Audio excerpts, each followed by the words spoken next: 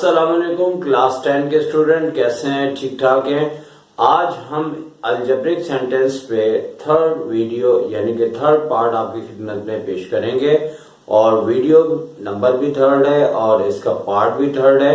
Third part आपके सामने हाजिर है और इसमें पहली एमसीक्यूज देखी जाए तो असल में यहाँ पे 6 एमसीक्यूज हैं और बोर्ड में जब भी आती है तो थोड़ा सा चेंज होके आती रहती हैं। तो हमने सारी चेंजिंग को यहाँ पे कैद कर लिया ताकि ये 6 पॉइंट आपको एक्सप्लेन कर दिए जाएं और आप इसे समझ जाएं तो फिर आपको कोई खतरा नहीं है, ठीक है ना।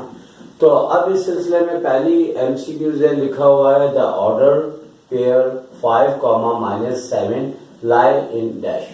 तो ये जितने भी पॉइंट्स है इसके लिए आपको एक फिगर को समझना होगा और सारे के सारे पॉइंट उसी फिगर से ताल्लुक रखते हैं।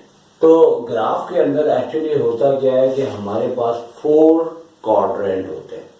क्वाड्रेंट को उर्दू में रब्त कहते हैं और इंग्लिश में क्वाड्रेंट कहते हैं और बुनियादी तौर पे इसकी मीनिंग्स क्या जानने हैं हमने कि हमारे पास ये जो है फर्स्ट क्वाड्रेंट कहलाता है।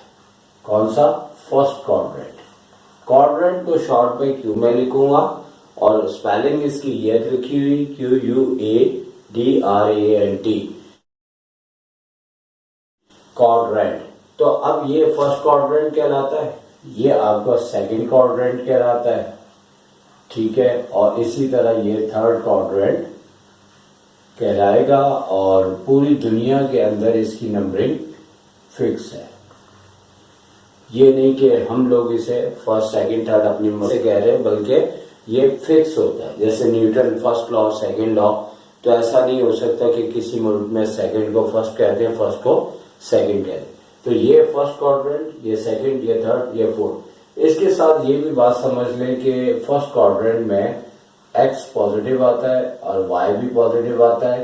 इसी तरह सेकंड में एक्स नेगेटिव हो जाता है, वाई हमारे पास पॉजिटिव होता है। थर्ड में एक्स भी नेगेटिव होता है और वाई भी नेगेटिव होता है और फोर्थ में एक्स पॉजिटिव होता है और वाई नेगेटिव होता है। अब जो फर्स्ट एमसीक्यूज है इसका आखिर आंसर कैसे दिया जाएगा? जिन्होंने ग्राफ बहुत अच्छा पढ़ा है वो तो डायरेक्ट भी बता सकते हैं, लेकिन जिन्होंने ग्राफ नहीं पढ़ा वो इस तरीके से बताएंगे कि ऑर्डर पेयर का मतलब है कि इन 4 क्वाड्रेंट में ये पॉइंट किस ऑर्डर पेयर में लिखा जाएगा या प्लॉट किया जाएगा। अब आप देखें कि एक्स के साथ जो x की जगह पे नंबर है ये फर्स्ट x होता है, सेकंड y होता है। तो x जो है वो 5 है और प्लस का है और y जो है वो आपका -7 है जो कि नेगेटिव है।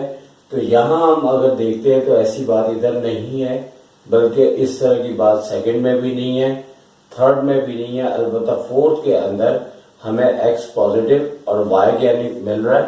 नेगेटिव। इस लिहाज से हमारी जो फर्स्ट एमसीक्यूज है उसका आंसर जो है हमारे पास, जो फर्स्ट एमसीक्यूज है उसका आंसर हमारे पास कौन सा आ जाएगा? Fourth quadrant. यकीनी तौर पे आपको ऑप्शन दिए होंगे और उन ऑप्शन में से आपने जो सिलेक्ट करना है वो कौन सा होगा? फोर्थ। अब चूंकि ये एक ही पॉइंट आपको दिया गया है और इसी पॉइंट से आपने हर पॉइंट को कवर करना है।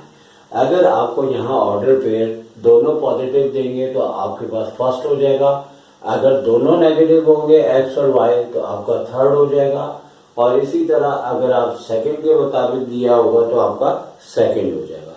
तो लिहाजा इस अंदाज को एक एमसीक्यूज के लिहाज से आपके सामने पेश कर रहे हैं, लेकिन सारी बात आपको कवर कर दी है, यकीनी तौर पे आपको समझ में आ चुका होगा। अब जो सेकंड पॉइंट है तो ऐसा नहीं है कि सेकंड बिल्कुल फर्स्ट की तरह है, इसके अंदर एक टेक्निकल तब्दीली दी गई है जिसे आपको समझना होगा। अब इसमें क्या बोला हुआ है सेकंड में? The order pair 0,8 lie on the dash order. अब जैसे ऑन है, ऑन की जगह इन द भी हो सकता है, क्योंकि यहाँ पे बोर्ड वालों ने बिल्कुल इसी तरह दिया है जिस तरह अक्सर वो एन लिख देते हैं, इसी तरह ऑन या इन करके भी लिख सकते हैं, क्योंकि या तो ये क्वाड्रेंट के अंदर होगा या एक्सिस के ऊपर होगा तो लिहाजा वो बोर्ड वालों की अपनी मर्जी है, जिस तरह देते हैं। लेकिन ये पॉइंट कैसे होगा जब आपको x की जगह 0 दे दे और y की जगह कोई भी नंबर दे दे, आंसर उसका एक ही होगा। और इसी तरह सेकंड ऑप्शन ये भी हो सकता है कि आपको x कोई नंबर दे दें और y को आपको 0 दिया गया। तो इस सूरत में याद रखें कि ये ऑर्डर पेयर ना फर्स्ट, ना सेकंड, ना थर्ड, ना फोर्थ, बल्कि ये या तो एक्स एक्सिस के ऊपर होता है या फिर वो वाई एक्सिस के ऊपर होता है। अब देखना यह है कि हम इस बात को किस तरह से याद रख सकते हैं। आप इस तरह से इस बात को याद रख सकते हैं, ऑन द एक्स एक्सिस हमेशा वाई 0 होता है, ऑन द एक्स एक्सिस हमेशा वाई 0 होता है, क्योंकि इस जगह पे 0 होता है। तो अगर हम पूरे एक्स एक्सिस पे अपने हाथ को मूव करेंगे तो वहां पे y 0 होता है, लेकिन यहाँ पे y के बजाय x 0 दिया है। तो इसी तरह ये बात इस तरह से हम करेंगे कि ऑन द y एक्सिस हमेशा x क्या होता है, 0 होता है। यानी कि अगर आपको x 0 दिया है तो इसका मतलब है कि ऑन द y एक्सिस पे है, ये ऑर्डर पे ऑन द y एक्सिस। तो इसका जो आंसर है ऑन द, अब ऑन द उन्होंने लिखा हुआ है तो हमें सिर्फ क्या लिखना होगा, y एक्सिस। तो याद रखें कि अगर x 0 है और y कुछ भी दिया हो, प्लस में दिया हो, माइनस में दिया हो, तो वो है ऑन द y एक्सिस। और अगर आपको इसकी जगह यू दे दिया जाता कि x की जगह कोई नंबर दे देते प्लस में या माइनस में, लेकिन y को क्या देते 0, तो इस सूरत में हमारा answer on the X axis होता है, क्योंकि एक्स एक्सिस के ऊपर y हमेशा 0 होता है। तो अब इसी से रिलेटेड काफी सारे पॉइंट्स हैं, लेकिन इनका अंदाज जुदा है, यानी कि मुख्तलिफ है। अब नंबर 3 पे बात करते हैं। तो 3 के और 4 के अंदर तकरीबन एक ही बात है, लेकिन दो अंदाज से जरा आपको बताई गई है ताकि आप कोई गलती ना करें। एक अंदाज यह है कि if b belongs to real number then the order pair 0b lie on dash. अब यानी कि जिस तरह का आपका ऊपर का पॉइंट है उसी तरह का ये पॉइंट है और आंसर भी आपका वो है।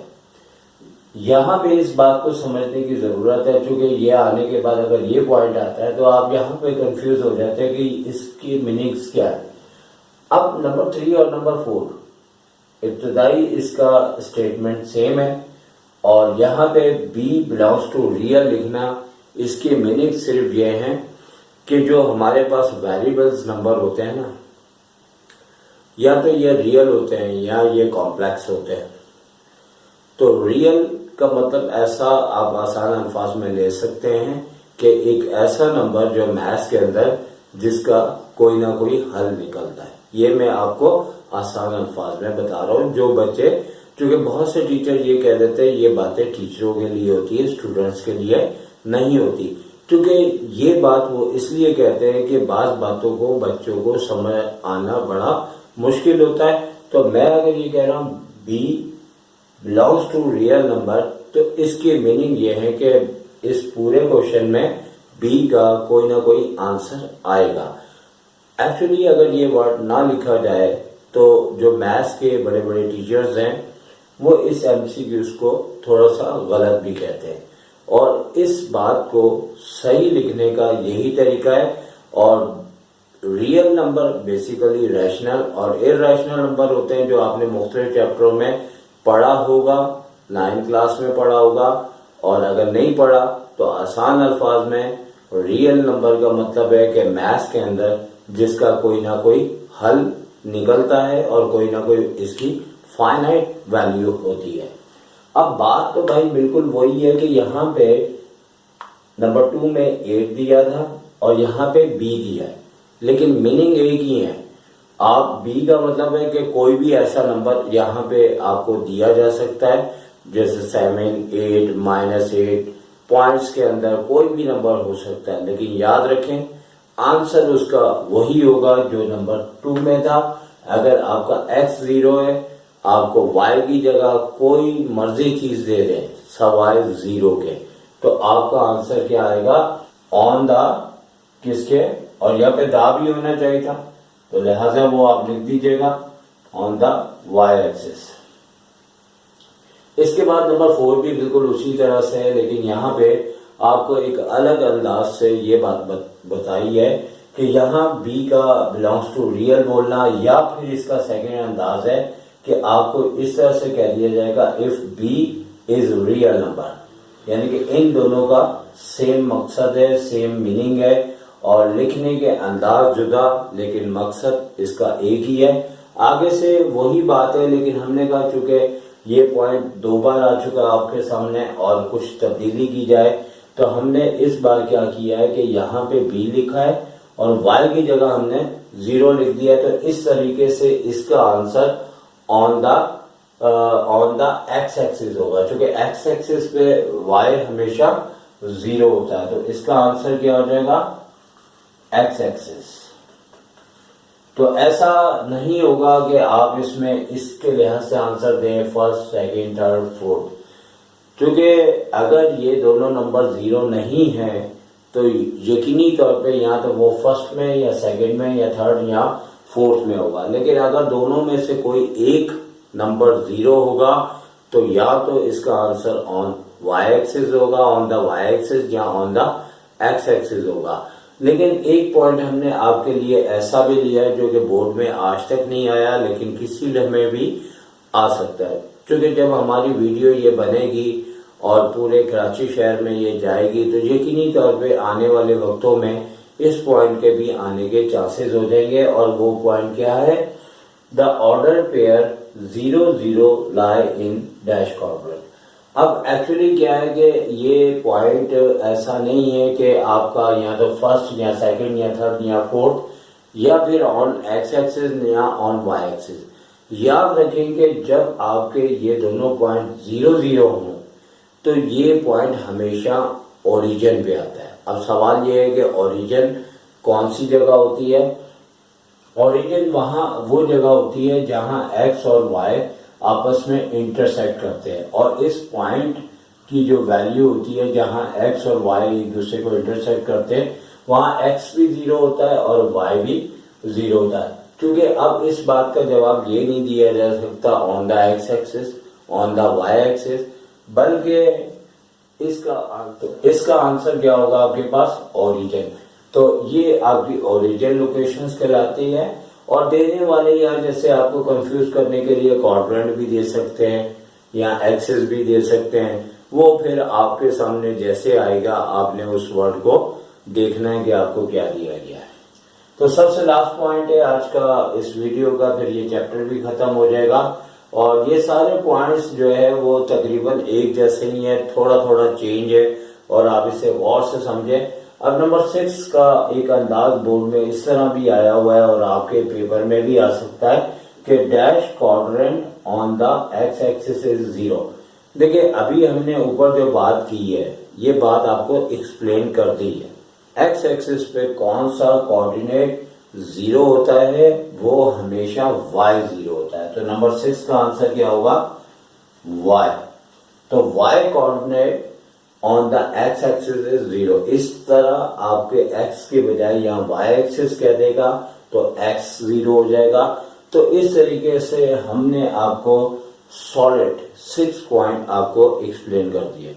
तो इस चैप्टर को एंड तो हम कर चुके हैं, लेकिन एक बात आप लाजमी सुन लीजिएगा, बहुत से कोचिंग सेंटर्स आपको क्या करते हैं कि मुख्तलिफ चैप्टर्स के ऊपर ढेरों MCQs आपको दे दी जाती हैं, और देने के बाद यकीनी तौर पे हमने अगर देखा जाए तो फर्स्ट, सेकंड, थर्ड में ज्यादा से ज्यादा आपको 15 या 20 MCQs आपको एक्सप्लेन की होंगी। अल्लाह ताला आपके हक में बेहतर करता है। और अल्लाह हाफिज।